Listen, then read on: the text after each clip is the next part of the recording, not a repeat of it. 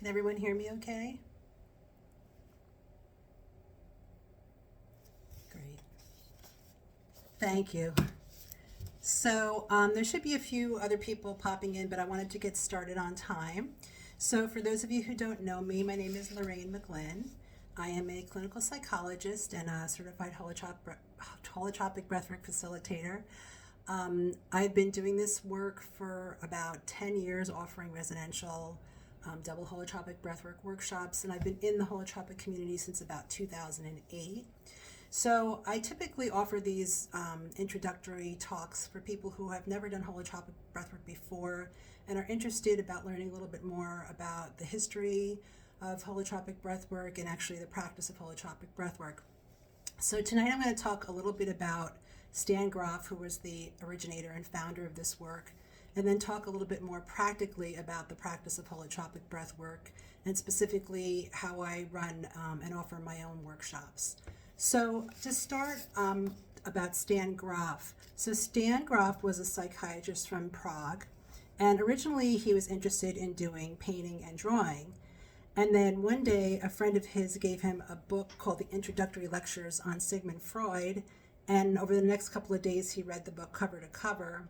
And when he finished, he decided, well, I'm not going to be doing art, I'm going to be a psychoanalyst. So from that point, he went to medical school to become a psychiatrist. And as part of his requirements for his training, he had to go through his own individual psychoanalysis, Freudian psychoanalysis. And what he said is he found it very long, arduous process and was pretty disillusioned with the whole idea of getting underneath things to get the origin of our issues and our psychological challenges. So even back then, he began thinking about revisioning the whole field of psychiatry and psychology. So when he was in the fourth year of his medical school, this was around the time that they were coming out with LSD. And what happened was he was working as a volunteer at the Psychiatric Research Institute in Prague, and they received a box of ampules of LSD from Sandoz Pharmaceutical with a note that said, if you want to find out what your psychotic patients are experiencing, take this. So, of course, Stan wanted to do that, but as a student, he wasn't allowed to participate in the research, so he just observed a lot of the sessions with psychedelic medication that the psychiatrists and psychologists were offering. However, when he graduated in 1956, he then was eligible to participate in a research study. And the particular research study he had participated in was one where they were using really strong strobe lights to see if they could drive the brainwave patterns with the people that were participating in the research also taking LSD. And so when he did participate in that, what he noticed, this is what he noticed and what he reported. I'm going to quote him here. He reported that his consciousness was catapulted out of his body. I lost the research assistant, I lost the clinic, I lost Prague, I lost the planet, and I had the feeling that I extinguished in the form that I knew myself, but also felt the sense that I somehow became everything there was, and I became all of existence. And he said after that experience, he was basically hooked, and he was a different person when he left that session than when he started. So after that session, he really did decide to devote his life to researching expanded states of consciousness, and was actually one of the early pioneers in the research studies that explored whether LSD had therapeutic properties. So in 1967, he was invited to come to Johns Hopkins, where they were using LSD with people dying of cancer. And that actually happened to be the last surviving U.S. psychedelic research program, because shortly after that, in 1960, LSD became illegal. So once it was illegal, Stan couldn't do his research anymore, so he decided to write some books. So he fortunately received a contract from Viking Press and wrote several books based on his observations of his research using psychedelics and LSD. And as fate would have it, he happened to be in New York at a party, and at the same party was a man named Michael Murphy, who was affiliated with Esalen Institute in Big Sur in California. And he said to Stan, so what are you doing now that LSD is illegal? And Stan says, well, I'm writing books. And he said, well, I'm on sabbatical. So Michael said, well, if you're on sabbatical, why don't you come to Esalen and write your books there and become a scholar in residence? And in exchange for housing, you can offer some kind of experiential workshops to people that are coming there.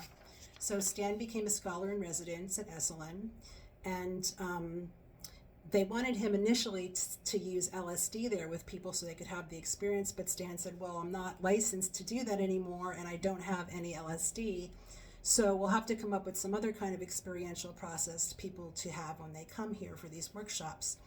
So Stan went back to his research and his observations, and what he remembered was when he was working with people with LSD and their session was coming to an end, but they weren't complete, their session wasn't complete, and the drug had already worn off, they would spontaneously be going into this deeper and faster breathing. And the other thing he noticed was, again, when they weren't coming to completion, they would ask him for some kind of physical support to work with them. And if he provided like a touch on the shoulder or some kind of physical support, that would also kind of catapult them back into a process. And the deeper and faster breathing and with a physical support would actually create some kind of catharsis or memory or emotional release, and then the session would complete. And this was long after the drug had worn off. So he knew that there was some connection between faster and deeper breathing and bringing up things from the unconscious. So they started experimenting with this process at Esalen, and Stan's wife at the time, who has passed away ever since, Christina Grof. So Stan and Christina created this method called Holotropic Breathwork, which was a non-drug method for entering expanded states of consciousness. And they began offering these once-a-month trainings at Esalen, and people would come up from all over the world and they'd have these experiences breathing this holotropic breathwork. So initially Stan and Christina would kind of walk the floor and work with people when they needed it, and what happened one time was Stan was working in the garden at Esalen and he hurt his back, so he couldn't support people on the mat. So they said they had a big group of like 40-something people coming to this workshop, and they said, well, how are we going to support all these people? I can't be down on the floor with them. So they decided to have sitters as an additional support for the breathers. So they put people in dyads and had one set of people breathing on the floor and another set of people sitting for them as a support. And what they found was that people were reporting that the sitters were having just as a profound experience as the breathers were, and they were reporting that it was really a privilege for them to be able to be with someone in such an intimate process doing the breath work. So that's where the kind of breather-sitter dyad was born. So Stan continued to work with Esalen, and actually that expanded far out. He began this holotropic breathwork training, this Grof transpersonal training, and actually has been doing research and working and exploring expanded states of consciousness for over 60 years now. So Stan is in his 90s.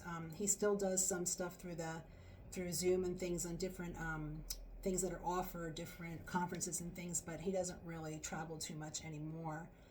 But really, he has been doing this research, and he was really the original pioneer of transpersonal psychology and both exploring psychedelic research and expanded states of consciousness.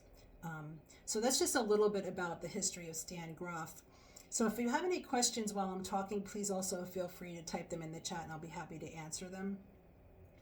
Because this talk is typically like 2 hours long at my workshop, so I'm trying to condense it into an hour so I can provide you with as much comprehensive information as I can.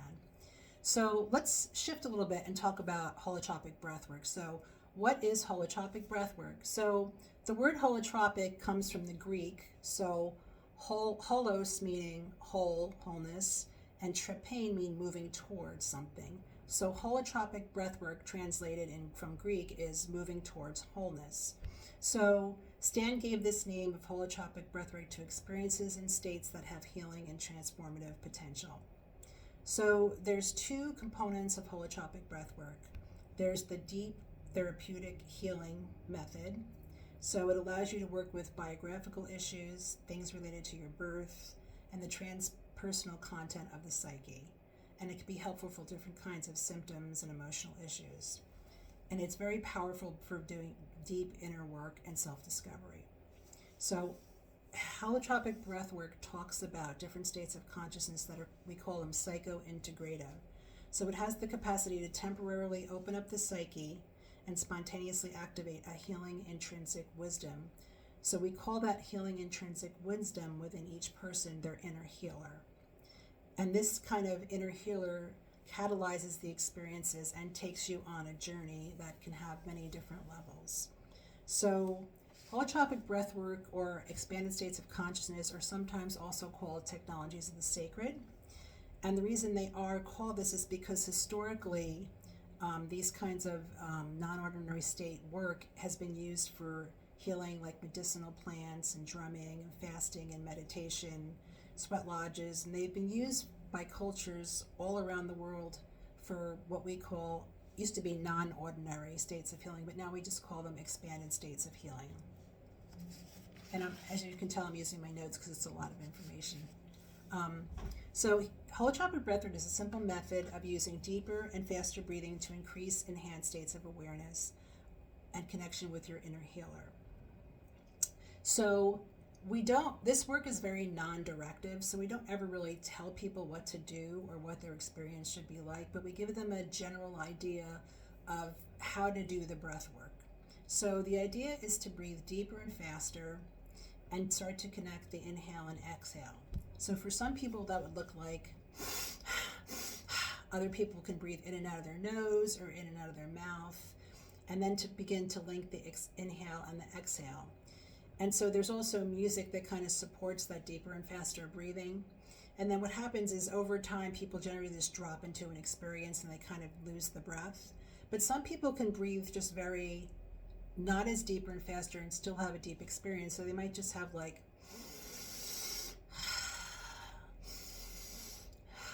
and they'll have just the deepest experience as someone who's breathing really deeper and faster. So we really let you trust your own inner healing wisdom to find a breath that feels comfortable for you to breathe during your breathwork session. So a lot of people ask questions like, okay, is this hyperventilation syndrome? So in the early research, they really did think that deeper and faster breathing would lead to hyperventilation. But what Stan noticed in his research, that the medical understanding of the effects of deeper and faster breathing are actually incorrect.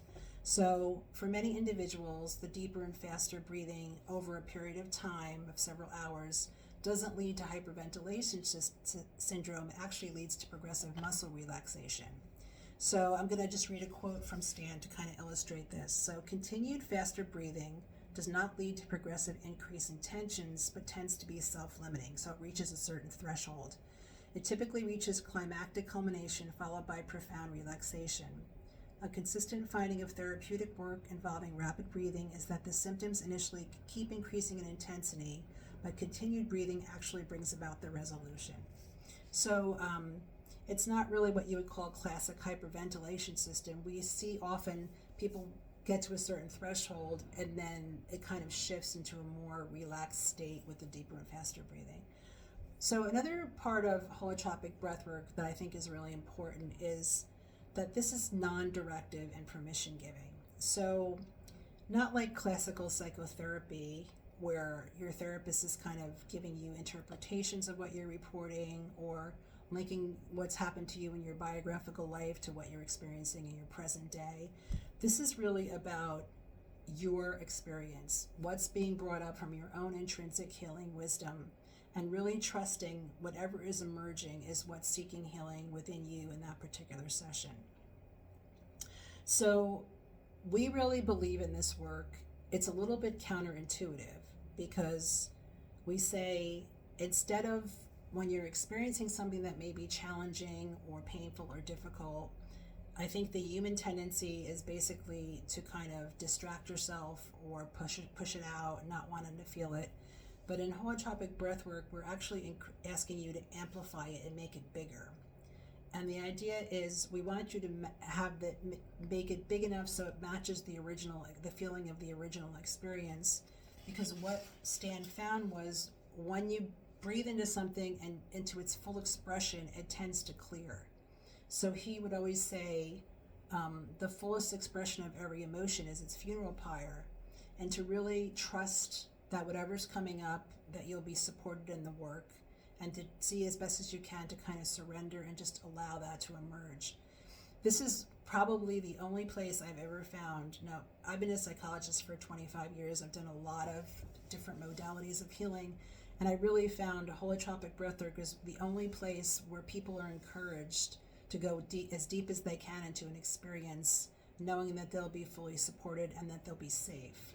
So it's permission giving in that you can scream, you can cry, you can move around, you can throw up if you like, you can dance. You can do anything you want in this work that you need in service of your healing, except a few things which are all safety related. So you can't hurt yourself, you can't hurt the facility, and you can't hurt anybody else there or the other breathers. Other than that, we really want you to go for it. And there's a saying in this work that in this work we're uncivilized, and the only way out of something is through it. And I really tried to create in my workshops an environment that's safe and supported for people so that they have permission to do the work that they came to do. So this is a little bit of a complex topic, so I'm just going to touch on this briefly, but one of Stan's major contributions to this field was the idea of the cartography of the psyche. So according to Freud, our psychological history begins after we're born. So he sees the newborn as what he called a tabula rasa, which means a clean slate. So they use a model of the map or the human psyche that's limited to your biological instincts, your postnatal biography, which is all the experiences that happened to you since you were born, and the individual's unconscious. So based on Stan's research, he really felt that there were two additional domains that needed to be included in the map of the psyche. And those two domains were the perinatal and the transpersonal. So the first level of the psyche was called the perinatal. So peri means near and natal means birth. So it's related to the gestation and the birthing process itself. Sometimes we see in holotropic breathwork sessions that people relive their own gestation and their own birth. And Stan believed that if there were problems or traumas there, and he actually did believe that the birth is a birth trauma, that they become the first important trauma for human beings. So I'm going to just read a quote real quick. So Grof believed that the birth trauma provided a template for understanding not only how human experience is organized in the unconscious, but that experiences from birth may contain the roots of many of our deepest human struggles. In holotropic states, unconscious material can surface and be fully experienced. When our process of deep exploration takes us back to birth, we discover that reliving each days of delivery is associated with a distinct experiential pattern characterized by a specific combination of emotions, physical feelings, and symbolic images. And Stan referred to these as the basic perinatal matrices. So every stage of birth, there was 4 of them. Stan said that it was a different experience for people based on their emotional experience and their physical experience going through the birth process. So the basic perinatal matrices are pretty complicated, so I'm not going to go into that concept too much tonight, but if you're interested, it's in most of Stan's books, and there's also a lot of information on the internet if you put in basic perinatal matrix. So again, Stan believed that the birth trauma provided a template for understanding not only how human experience is organized in the unconscious, but that experiences from birth may actually contain the roots of our deepest human struggles. And he did believe that the birth process is recorded in the psyche.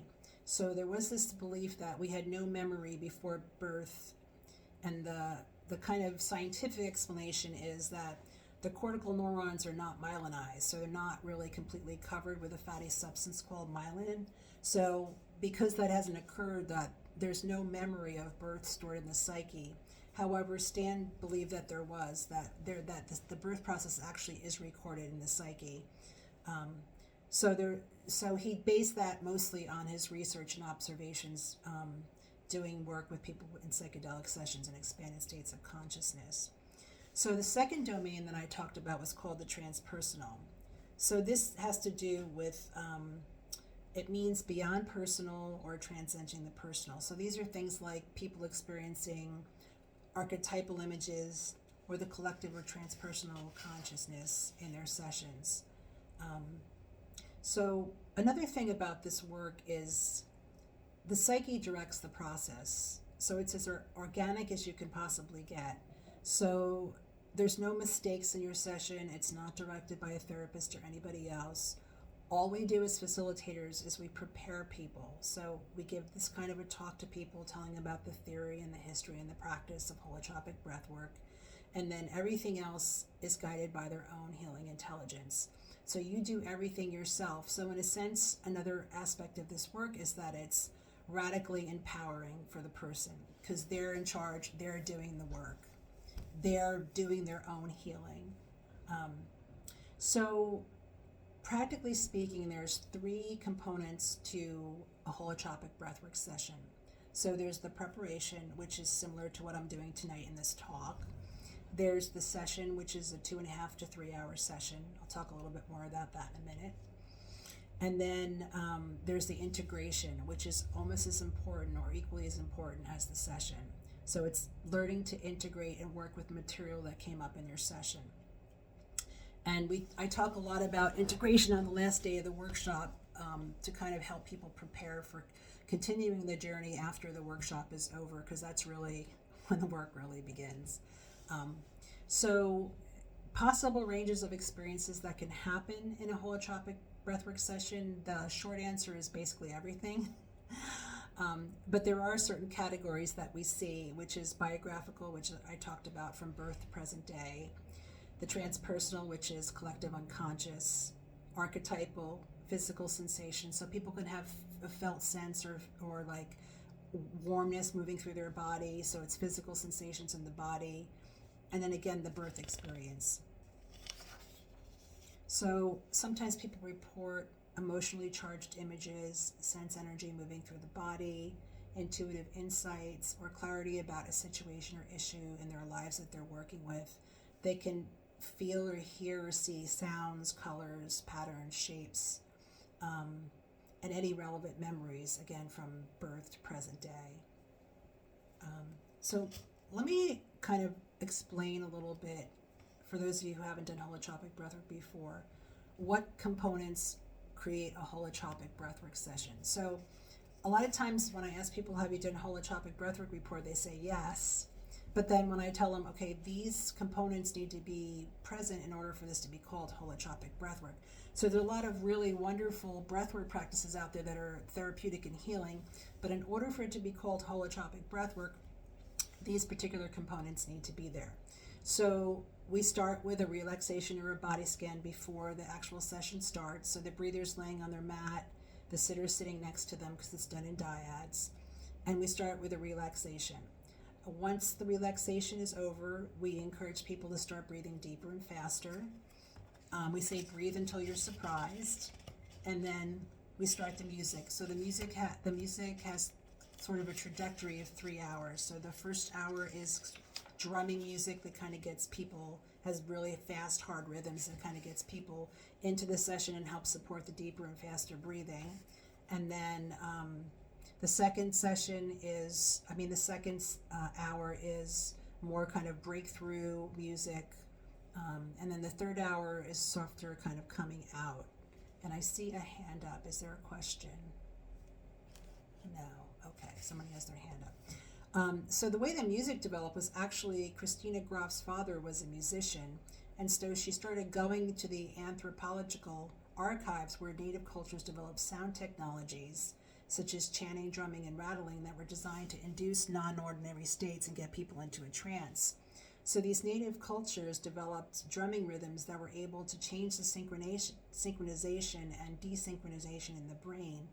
And so this is why they combine sort of the music with the breath work and holotropic breath work. The other part of holotropic breath work is the body work. So body work is not like massage therapy. It's really like focused release work. So if the session doesn't feel complete, or the person might feel a physical sensation in their body that's uncomfortable, they can ask for body work, either during their session or after their session, after the breathing, the music stops. So we would come over to them as a facilitator and say, how are you doing? What's happening in your body?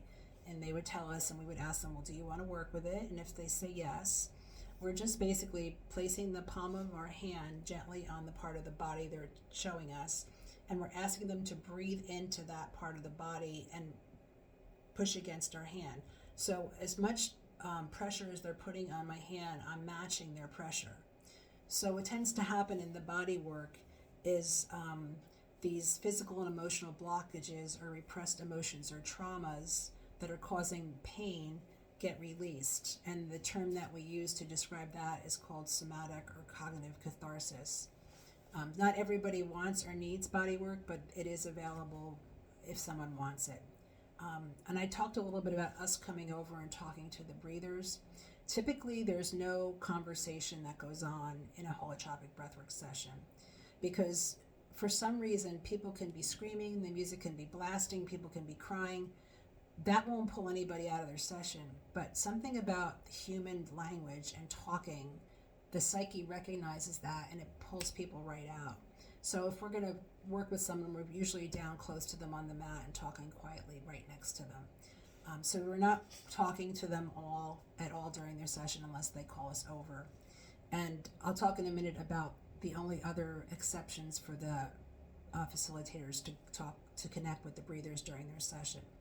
But I just want to finish parts of a holotropic breathwork session. So after the person's session finishes, the facilitator would come over.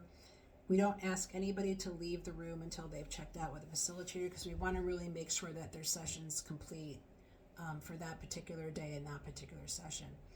So we come over to them and ask them how they're doing, kind of check them out. If they are complete, they're then invited to go over and draw a mandala. So mandala is the Sanskrit word that means circle or completion. So there's an art area that we put together for the workshops, and there's usually paper with a circle in the center, or there's magazines for soul collage. And we really encourage the breathers to do a mandala or a soul collage as a way to continue to integrate and work with the material that's come up in their session. So sometimes people write a little bit on the back of the mandala, and some people just draw. There's a lot of different kinds of art material there. And then we usually have a meal after that, and then there's a sharing circle in the evening. So there's an opportunity for whoever wants to share what has heart and meaning from their breathwork session with the group, and to get some additional support. And also if they want to share their mandala, and that's also a component of holotropic breathwork and the integration process. Most of the time, holotropic breathwork is done in a group setting. There are some people I think that still offer individual. I only offer groups because I really feel like over the years what I found is like the power and the healing potential and support of the group really does add like a whole nother dimension to the holotropic breathwork experience.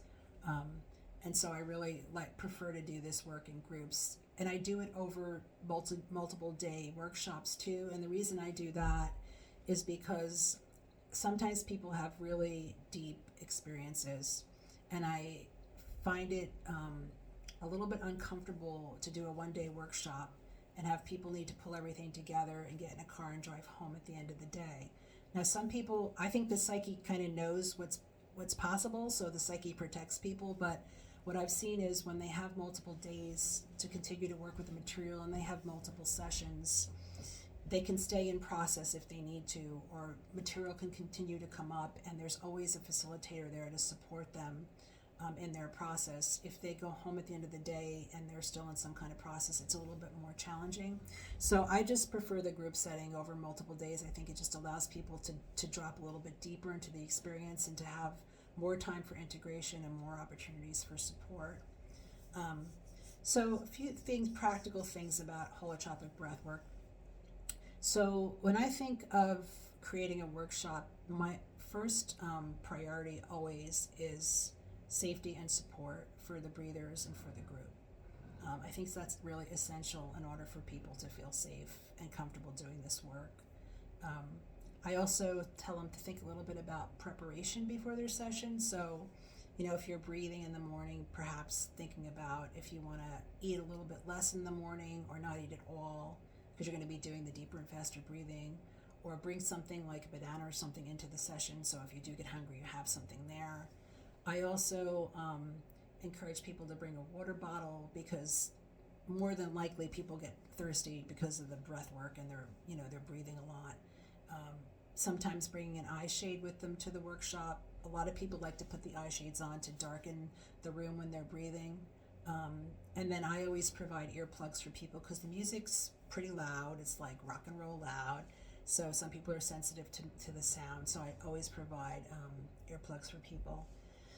And then with the breath work, there really is no wrong way to breathe. It's really, people tend to find their own rhythm and pace when they're doing their sessions. And the music in the room really does support the process in terms of the trajectory of how the music goes from one hour to the other. And even if the music is at a certain place in their session, so even if the music's really quiet, people are just having their own experience anyway. So someone could still be in a really big process when the music's softer, but it's really just a support for you to have the music in the room. And there is a philosophy behind the way we create the music sets. And we do go to a week-long training on working with the beats and the rhythms and choosing specific kinds of music for the holotropic breathwork sessions. So the other thing about this work is there is a safe word, and the safe word is stop. So if anything is happening in your session, say you ask a facilitator to come over and do some body work, and then you're like, I've had enough. All you have to do is say stop, and whatever's happening from the outside just stops, and then you can go back to your breath, and we move away. Same thing as a facilitator. If something's happening on the floor, a person's rolling towards another mat, or they're getting into a potentially dangerous situation in terms of proximity to a wall or something, a facilitator may say to a breather, stop. It's not to stop your process. It's kind of just to redirect you back on your mat, maybe put some pillows around you and keep you safe. Okay, so the role of the breather is basically just to lay down on the mat and breathe. It sounds simple, but we know it's not. The role of the sitter is really to be kind of a sacred witness. And that can be really challenging if you have a breather who's having a difficult session, or you really feel like you're one of those people who likes to help or support people. And we say we're in this, as a sitter, you're in this experience of doing, not doing. So, being present for your breather without interrupting their process. So the sitter can do things like give the breather water if they ask for it, or tissues, and certainly help them to the bathroom. We often tell the breather and sitter dyads to sort of connect and talk a little bit before the first session to make what we call contracts. So it would be something like, if the breather goes like this, that means I want some water. If it goes like this, I want a tissue. If I need to go to the bathroom, I'm gonna, get up. There's a whole specific way of taking someone to the restroom, really walking slowly and supporting them, which we talk about in the opening talk too. And then really just keeping them safe. Like you're there at the sitter, you're their first line. If they need a facilitator, they may turn to you and say, I need some help or I need some support, and you would raise your hand and ask a facilitator to come over. And we also support the sitters as much as we support the breathers during the session. So if the sitter needs to get up and use the restroom, again, they would just raise their hand and one of the facilitators would come over and sit next to your breather so that you can use the restroom. We never leave the breather alone. So if you have to get up, certainly one of us would come over and stay with your breather. There was a quote that I heard a while back by Deepak Chopra that talks about the experience of a sitter that I like to share because I think it's a really beautiful way to describe the relationship. So he says, witnessing is the ability to have an experience without interpreting the experience. And when you do that, you feel the oneness, the experiencer, the experience, and that which is being experienced become one. The term for this is unity consciousness, and it is a sacred relationship. And I've seen a lot in these workshops too. The breather, sitter, dyads really get close because they're sharing an experience that really is sacred. Don't often have these kinds of relationships in everyday life where you're witnessing a deep process for someone. So the breather, sitter, dyads do tend to develop a really nice relationship and often do stay in touch after the workshops. So the role as facilitator is to be present for the breathers, to support them in whatever way they need, and to keep them safe. And of course, it's much more complicated than that, but there are a few situations when a facilitator would intervene in someone's session. So One of them would be if the person is choking or feels like they can't breathe. Sometimes people have that experience, then we'd start squeezing their neck. So if we see that, we would come over and, certainly move their hand. And there's ways to work with that energy with a towel and redirect that energy into a towel with some body work. If someone asks us to come over, we'd come over and support them. Again, if there's active movement, we come over to keep them safe. Or if someone looks really panicked, there's a certain look people get sometimes when they're really panicked. We might just stay nearby to see if they need support. We wouldn't say anything, we wouldn't come into their session, but we maybe stay a little bit closer for a little while in case they do need some support. A lot of people come into this work that have a history of trauma. In this work, we see two kinds of trauma.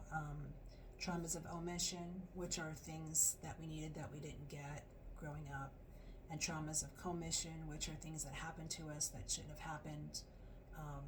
Different kinds of abuse, sometimes even car accidents or serious medical illness. They kind of get imprinted in the psyche and unprocessed. So sometimes in a holotropic breathwork session, they don't become passive memories anymore. They actually come into the conscious experience, or I should say expanded consciousness in the session, and they have an opportunity to become processed. So I'm going to just read a short quote about that particular part of working with trauma. So holotropic states have the capacity of opening the psyche, and these unfinished, unprocessed, undigested experiences become processed. So the psychological states can become processed and you can overcome these traumatic experiences. So when someone has a trauma of omission, for example, maybe they were never held or they never felt loved growing up, it's really hard to tell someone in language what that feeling feels like.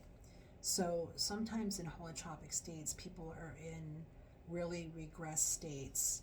And in those regress states, it's possible to offer them like physical contact or connection so that experience becomes what we call introjected into the psyche. And it's possible for the person to experience it and receive it in the state of the regress state.